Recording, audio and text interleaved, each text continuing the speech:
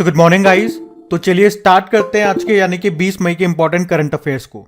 तो इस प्रश्न में आपसे पूछ रहे हैं अभी हाल ही में विश्व उच्च रक्तचाप दिवस कब मनाया गया, यानी कि वर्ल्ड हाइपरटेंशन डे। तो आंसर होगा 17 मई को। तो हर साल 17 मई को वर्ल्ड हाइपरटेंशन डे के रूप में मनाते हैं, तो ये पॉइंट याद रखना है। और इस बार की थीम क्या है? अपने रक्तचाप को सटीक रूप से मापें, इसे नियंत्रित करें और लंबे समय तक जीवित रहें। हाइपरटेंशन इसी को उच्च रक्तचाप या हाई ब्लड प्रेशर की समस्या कहते हैं, जिससे धमनियों में रक्त का दबाव बढ़ जाता है, प्रेशर बढ़ जाता है। वैसे तो हाइपरटेंशन ये शरीर के किसी भी अंग को प्रभावित कर सकता है, लेकिन इससे सबसे ज्यादा नुकसान हृदय को हो सकता है। अच्छा, इंपॉर्टेंट डे वाला क्वेश्चन है, तो मई महीने के इंपॉर्टेंट डेज को रिवाइज करते हैं। जैसे कि 1 मई को विश्व श्रम दिवस मनाया, 2 मई को विश्व ट्यूना दिवस और 2 मई को ही विश्व अस्थमा दिवस मनाया। इस बार ये मई के पहले मंगलवार को होता है। 3 मई को विश्व प्रेस स्वतंत्रता दिवस, 4 मई को कोयला खनिक दिवस और 4 मई को अंतर्राष्ट्रीय अग्निशामक दिवस फायर फाइटर्स डे। 5 मई को विश्व हाथ स्वच्छता दिवस, 7 मई को विश्व एथलेटिक्स दिवस, 8 मई को वर्ल्ड थैलेसीमिया डे और 8 मई को ही वर्ल्ड रेड क्रॉस डे भी होता है। 11 मई को नेशनल टेक्नोलॉजी डे मनाया, 12 मई को अंतर्राष्ट्रीय नर्स दिवस होता है और 12 मई को ही अंतर्राष्ट्रीय पादप स्वास्थ्य दिवस इंटरनेशनल प्लांट हेल्थ डे और 13 मई को विश्व प्रवासी पक्षी दिवस के रूप में मनाते हैं। ये जो दिन है विश्व प्रवासी पक्षी दिवस, इसे बोलेंगे वर्ल्ड माइग्रेटरी बर्ड डे। ये 2 बार मनाते हैं हम साल में, मई और अक्टूबर के दूसरे शनिवार को। तो इस बार 13 मई और 14 अक्टूबर को मना रहे हैं, ये ध्यान रखना। और 15 मई को अंतर्राष्ट्रीय परिवार दिवस के रूप में हमने मनाया। तो मई के ये इंपॉर्टेंट डेज है, इनको ध्यान रखना। बढ़ते हैं आगे। चलिए फिर बताइए, अभी हाल ही में किसे अखिल भारतीय मराठी नाट्य परिषद का अध्यक्ष नियुक्त किया? तो आंसर होगा प्रशांत दामले। तो याद रखना, अभी प्रशांत दामले को अखिल भारतीय मराठी नाट्य परिषद का अध्यक्ष नियुक्त किया गया है। बाकी आप जानते हो परमाणु ऊर्जा आयोग के अध्यक्ष कौन बने? अजित कुमार मोहंती। जबकि LIC के चेयरमैन कौन बने? सिद्धार्थ मोहंती। अब एस्कॉम के नए चेयरमैन बने थे अनंत माहेश्वरी और एसोचैम के नए अध्यक्ष बने अजय सिंह। तो ये नाम भी मिलते जुलते हैं, तो इनको जरूर याद रखना। नेस्कॉम के तो अनंत माहेश्वरी और एसोचैम के अजय सिंह बने हैं। बढ़ते आगे। चलिए फिर बताइए, अभी हाल ही में चक्रवात प्रभावित म्यांमार की सहायता के लिए भारत के द्वारा शुरू किए गए ऑपरेशन का नाम क्या है? तो आंसर होगा ऑपरेशन करुणा। तो अभी मोचा चक्रवात के बारे में हम लोगों ने पढ़ा था ना, याद है आपको? तो इसने म्यांमार में काफी तबाही मचाई है। तो फिर भारत ने म्यांमार की सहायता के लिए ऑपरेशन करुणा शुरू किया। अच्छा, आप कमेंट करके बताओ कि ये चक्रवात का नाम मोचा किस देश ने रखा था? पढ़ा था हम लोगों ने, बताओ अब आप। बाकी इस ऑपरेशन करुणा की बात करें तो इसमें राहत सामग्री ले जाने वाले भारतीय नौसेना के 3 जहाजों को म्यांमार भेजा गया। 3 जहाज कौन कौन से? INS शिवालिक, INS कारमोटा और INS कवेत्री। अच्छा, अभी ऑपरेशन कावेरी के बारे में आप लोगों ने पढ़ा था। युद्धग्रस्त सूडान से अपने नागरिकों को निकालने के लिए भारत ने ऑपरेशन कावेरी शुरू किया था। और ऑपरेशन दोस्त, तुर्की और सीरिया में जो भूकंप आया था वहां पे मदद के लिए हमने ऑपरेशन दोस्त शुरू किया था। बाकी ऑपरेशन गंगा आप जानते ही हो, यूक्रेन में फंसे हुए भारतीयों को वापस लाने के लिए जब यूक्रेन और रशिया के बीच में युद्ध चल रहा था पिछले साल, तब की बात है, तब हमने ऑपरेशन गंगा शुरू किया था। उसी तरह से ऑपरेशन देवी शक्ति, अफगानिस्तान में फंसे हुए भारतीयों को वापस लाने के लिए हमने ऑपरेशन देवी शक्ति शुरू किया था। बाकी आप ऑपरेशन मर्यादा के बारे में जानते हो। उत्तराखंड पुलिस ने धार्मिक स्थलों पर गंदगी फैलाने, हुड़दंग करने और मादक पदार्थों का सेवन करने वालों के खिलाफ अभी ऑपरेशन मर्यादा शुरू किया था। तो ये कुछ इंपॉर्टेंट ऑपरेशन है जो हाल ही में न्यूज में थे, इनको ध्यान रखना। बढ़ते आगे। चलिए फिर बताइए, कौन सा देश का पहला elevated 8 lane access control expressway है? तो आंसर होगा द्वारका एक्सप्रेसवे। तो केंद्रीय सड़क परिवहन व राजमार्ग मंत्री हैं हमारे नितिन गडकरी जी, और अभी उन्होंने ही कहा है कि देश का पहला एलिवेटेड 8 लेन एक्सेस कंट्रोल, जो कि कितना लंबा है? 29.6 किलोमीटर लंबा है। इसका नाम है द्वारका एक्सप्रेसवे। यह भी बनाया जा रहा है, जिसकी लागत कितनी आ रही है? 9,000 करोड़ रुपए। ये कब तक पूरा बनकर के तैयार हो जाएगा? तो अप्रैल 2024 तक। और ये एक्सप्रेसवे दिल्ली में द्वारका को गुड़गांव में खेरकी दौला टोल प्लाजा से जोड़ेगा। तो ये 8 लेन की एलिवेटेड रोड होगी। एलिवेटेड मतलब समझ गए ना, उठा हुआ। और सबसे ज्यादा एक्सप्रेसवे किस राज्य में है? तो उत्तर प्रदेश में, याद रखना 13। अभी आपको याद होगा प्रधानमंत्री जी ने उत्तर प्रदेश में बुंदेलखंड एक्सप्रेसवे का उद्घाटन किया था। अच्छा यूं बताओ, रोपवे सिस्टम को सार्वजनिक परिवहन में शामिल करने वाला पहला शहर कौन सा है? तो आंसर होगा वाराणसी। और देश का पहला डबल डेकर एक्सप्रेस वे बनेगा नोएडा में। वैसे नेशनल हाईवे 7 का नया नाम क्या हो गया? National highway 44। और गंगा एक्सप्रेस वे ये कहां से कहां बनेगा? तो मेरठ से प्रयागराज तक 594 किलोमीटर लंबा होगा। ये जो नेशनल हाईवे 7 है ना, जिसका नया नाम नेशनल हाईवे 44 हो गया, ये भारत का सबसे लंबा नेशनल मार्ग है। वैसे हमारे सड़क व राजमार्ग मंत्री कौन है? नितिन गडकरी हैं।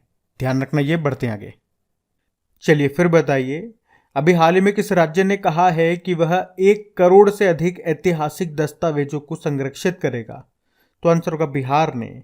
तो बिहार राज्य अभिलेखागार 1 करोड़ से ज्यादा ऐतिहासिक दस्तावेजों को संरक्षित करेगा, रिजर्व करेगा।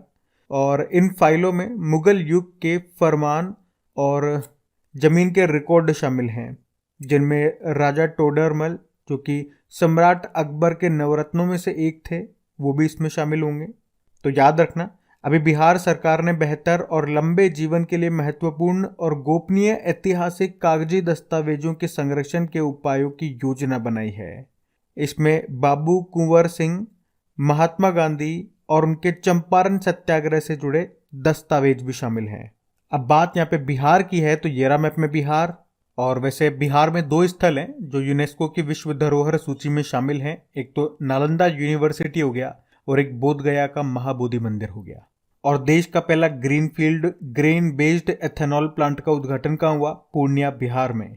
भारत का पहला और एकमात्र डॉल्फिन वाइल्ड लाइफ सेंचुरी मिलेगा आपको बिहार में, जिसको कहते हैं Vikramshila Gangetic dolphin wildlife sanctuary.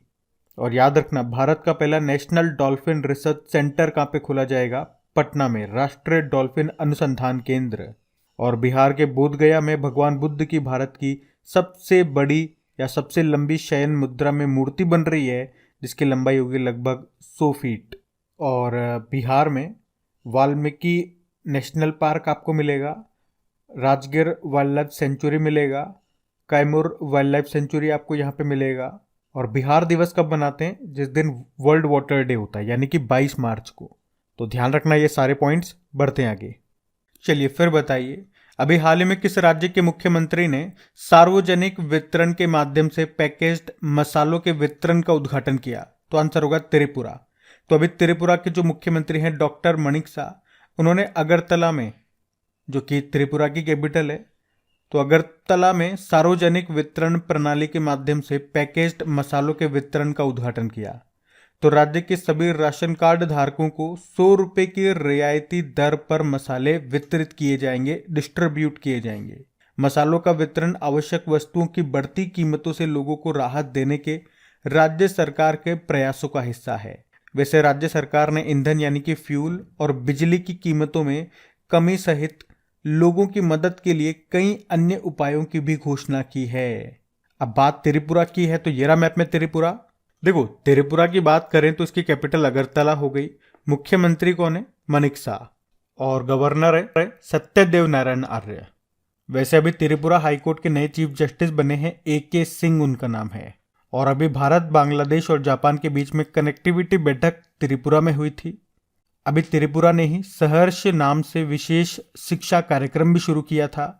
और चुनाव आयोग ने त्रिपुरा में मतदान प्रतिशत को 90% से अधिक करने के लिए मिशन 929 लॉन्च किया था।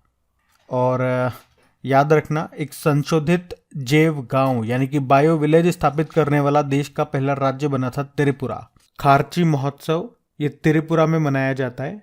और एक त्रिशूरपुरम फेस्टिवल की अगर बात करें ना, तो याद रखना, ये बड़ा कंफ्यूज हो सकते हो आप इससे। त्रिशूरपुरम से आपको लगेगा कि त्रिपुरा में मनाते होंगे, नहीं, ये केरल में मनाते हैं। अभी महाराजा वीर विक्रम एयरपोर्ट ये आपको मिलेगा कहाँ पे? अगरतला में। यहाँ पे आपको रुद्र सागर झील मिलेगी, डुम्बर लेक झील आपको यहाँ पे मिल जाएगी। खर्ची पूजा ये हिंदू फेस्टिवल है कहाँ का? त्रिपुरा का। तो ध्यान रखना ये पॉइंट्स। बढ़ते हैं आगे। फिर बताइए, अभी हाल ही में पेटीएम के नए अध्यक्ष और COO चीफ ऑपरेटिंग ऑफिसर ये कौन बन गए? तो आंसर होगा भावेश गुप्ता। तो अभी पेटीएम की जो मूल कंपनी है 197 कम्युनिकेशन, इसने भावेश गुप्ता को कंपनी का अध्यक्ष और COO नियुक्त किया है। पेटीएम की बात करें, स्थापना होती है सन 2010 में, हेडक्वार्टर नोएडा में है और संस्थापक इसके विजय शेखर शर्मा हैं। अभी कॉटन कॉरपोरेशन ऑफ इंडिया के CMD बने थे ललित कुमार गुप्ता, फिक्की के महासचिव बने शैलेश पाठक और फेडरल रिजर्व बैंक की पहली उपाध्यक्ष कौन बनी? सुष्मिता शुक्ला। तो ये नाम भी न्यूज में थे, इनको भी ध्यान रखना। बढ़ते आगे। फिर आपसे पूछ रहे हैं, अभी विश्व एड्स टीका दिवस यानी कि वर्ल्ड एड्स वैक्सीन डे ये कब मनाया? तो आंसर होगा 18 मई को। और इसे HIV वैक्सीन अवेयरनेस डे के रूप में भी जानते हैं। ये HIV के लिए टीका बनाने के महत्व पर जोर देती है। पहली बार हमने इसको 1998 में मनाया था। लेकिन आपको याद आ रहा होगा, एक वर्ल्ड एड्स डे भी होता है, वो हम हर साल 1 दिसंबर को मनाते हैं। और यह है विश्व एड्स टीका दिवस जो 18 मई को मनाया जाता है। और अगर आपसे पूछे ना HIV की फुल फॉर्म क्या होती है, तो ह्यूमन इम्यूनोडेफिशिएंसी वायरस। और एड्स की फुल फॉर्म क्या होती है? Acquired immunodeficiency syndrome. ध्यान रखना ये। बढ़ते आगे। फिर आपसे पूछ रहे हैं, अभी हाल ही में south Asian youth TT championship 2023 में भारत ने कितने गोल्ड जीते हैं? तो आंसर होगा 16। बात हो रही है यहाँ पे south Asian youth table tennis championship 2023 की। इसका आयोजन कहाँ पे हुआ? ईटानगर में। और इसमें 6 देश कौन कौन से? भारत, बांग्लादेश, भूटान, मालदीव, श्रीलंका और नेपाल के 100 से ज़्यादा एथलीटों ने हिस्सा लिया।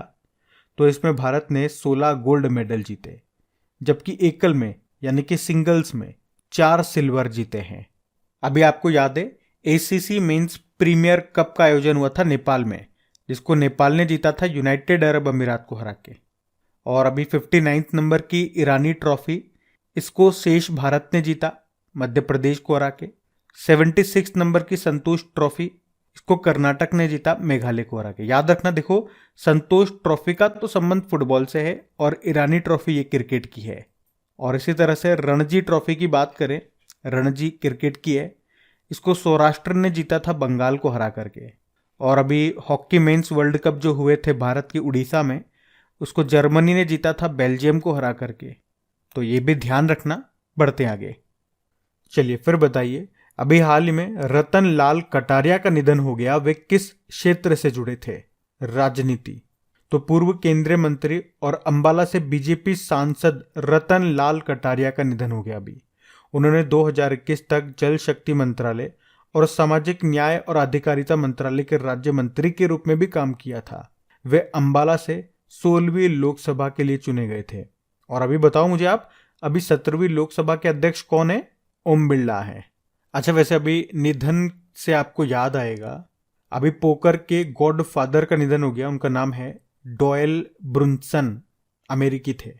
अभी महात्मा गांधी जी के पोते का निधन हो गया, अरुण गांधी उनका नाम था। और अभी पंजाब के 5 बार के लिए मुख्यमंत्री रहे प्रकाश सिंह बादल का निधन हो गया। इंटेल के सह संस्थापक का निधन हो गया, गॉर्डन मूर उनका नाम था। और अगर आपसे पूछे कि अर्जुन पुरस्कार जीतने वाले पहले क्रिकेटर का निधन हो गया, नाम बताओ? सलीम दुर्रानी।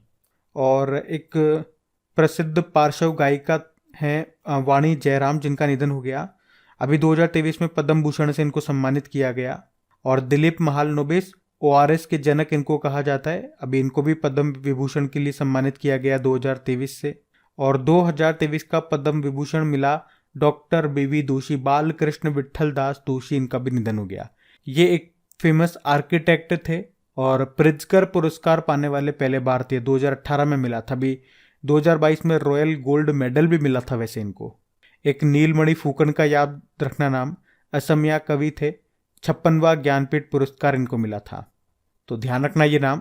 अब हम कल के करंट अफेयर्स का क्विक रिवीजन करेंगे।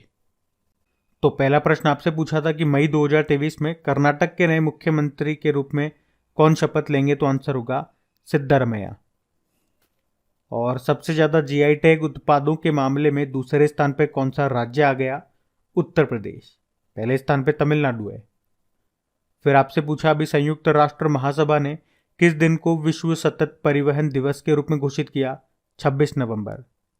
फिर आपसे पूछा माउंट एवरेस्ट में सबसे ज्यादा यानी कि 27 बार चढ़कर रिकॉर्ड बनाया कामी रीता शेरपा ने। फिर बताओ अंतरराष्ट्रीय संग्रहालय दिवस कब मनाया गया? 18 मई को। फिर आपसे पूछा पेट्रोलियम और प्राकृतिक गैस नियामक बोर्ड का अध्यक्ष किसे नियुक्त किया गया? AK जैन को। फिर आपसे पूछा टाटा सन्स के अध्यक्ष को फ्रांस के सर्वोच्च नागरिक सम्मान से सम्मानित किया गया, नाम बताओ? N चंद्रशेखरन। फिर आपसे पूछा भी मई 2023 में जारी एक रिपोर्ट के अनुसार हाई एंड रेजिडेंशियल प्रॉपर्टीज की वार्षिक मूल्य वृद्धि के मामले में कौन सा शहर टॉप पे रहा? दुबई।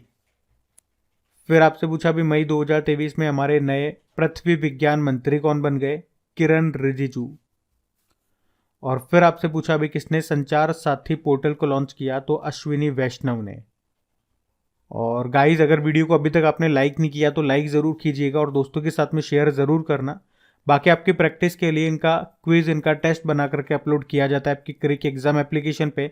वहीं पे इनकी PDF भी आपको मिल जाएगी। क्रेक एग्जाम एप्लीकेशन का लिंक कहाँ मिलेगा? नीचे डिस्क्रिप्शन बॉक्स में। अभी कल का होमवर्क प्रश्न देखते हैं और सेशन एंड करते हैं। तो आपसे कल की वीडियो में पूछा था अभी किस बैंक ने वैश्विक बैंकिंग शिखर सम्मेलन में भारत खंड के लिए बैंक ऑफ द ईयर पुरस्कार 2022 जीता? तो आंसर होगा कैनरा बैंक ने। आप सभी ने प्रश्न का बिल्कुल सही उत्तर दिया है। अब ये रहा आज का आपका होमवर्क प्रश्न।